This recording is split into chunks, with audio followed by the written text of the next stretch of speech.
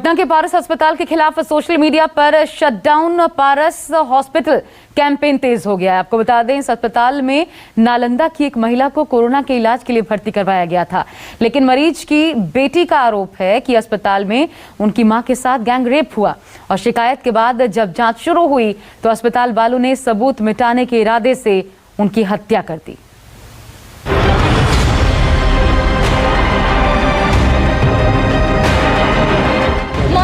चलना चाहिए और फिजिकल असॉल्ट का केस चलना चाहिए। प्रॉपर मर्डर है।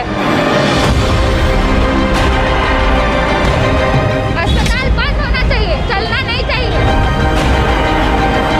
अर्थी पर लेटी मां को थपकी दे रही बिटिया शायद इसी उम्मीद से जमीन पर बैठी, मानो उसके स्पर्श से मां की नींद खुल जाए, कोई चमत्कार हो जाए, शव में कोई हरकत हो जाए। बदहवास बिटिया किस्मत को कोस रही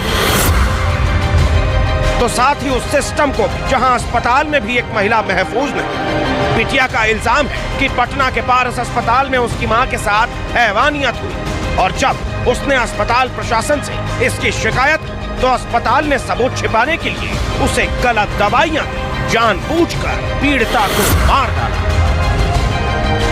पहले मेरी मम्मी के साथ 17 को सेक्सुअल असॉल्ट हुआ। 3 लोगों ने मिलकर मेरी मम्मी के साथ फिजिकली गलत करा और उसके बाद फिर उस दिन से मम्मी की तबीयत खराब होने लगी। उसके पहले मम्मी बिल्कुल ठीक थी मेरी मम्मी। हम पैदल आए थे, मैं उसको लेकर आई थी और उसके बाद फिर उसकी तबीयत बिगड़ने लगी। जब से ऐसा हुआ मैंने लोगों से बात की, हॉस्पिटल स्टाफ को बताया, तब से उन लोगों ने ऐसा कुछ करा। उन लोगों ने इंट्यूबेशन कर दिया तभी तुरंत। मेरे को बोला कि आपको साइन करना होगा, इनकी हालत खराब हो जाएगी, और उनको इंट्यूबेशन कर दिया ताकि वो कुछ बोल ना पाए और उसके बाद फिर आज उनकी डेथ डिक्लेयर कर दी। पारस अस्पताल पर गंभीर आरोप लगा रही बिटिया बिहार के मुख्यमंत्री नीतीश कुमार के गृह जिले नालंदा के कल्याण बिघा की रहने वाली है। बीते 15 मई को बिटिया अपनी कोरोना संक्रमित मां को गांव से पटना लेकर आई थी और उसी दिन उन्हें पारस अस्पताल में एडमिट करा दी। महिला को आईसीयू वार्ड में रखा गया था, लेकिन बिटिया का आरोप है कि 16 मई को अस्पताल के 3 लोगों ने उसके साथ गैंग रेप किया। बेटी ने 24 हैवानियत की शिकायत अस्पताल प्रबंधन से की, तभी से मां की हालत बिगड़ने लगी और शुक्रवार को 45 साल की महिला ने दम तोड़ दिया।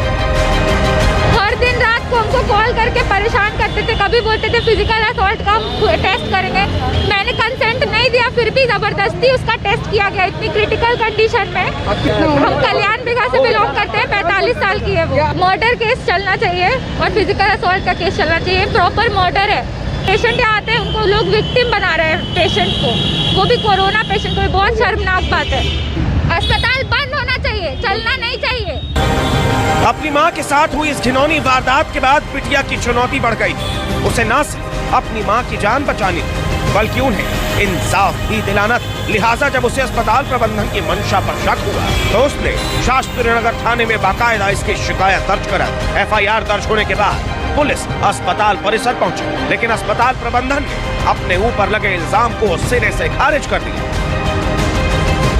पेशेंट के अटेंडेंट या लड़की ने अपना एक लिखित बयान थाना को दिया है और उस थाने में लिखित बयान के आधार पर जो उचित कार्रवाई होगी वो होगी नियम कानून के अनुसार। वो नाम नहीं हॉस्पिटल को दिया, हॉस्पिटल के ऊपर लगाया आरोप, बाई नेम नहीं है।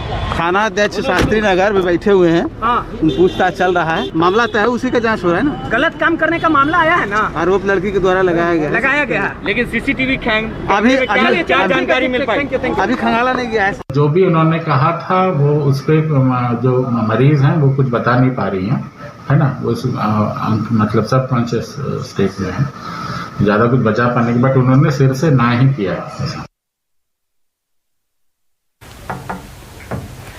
एक छोटा सा ब्रेक।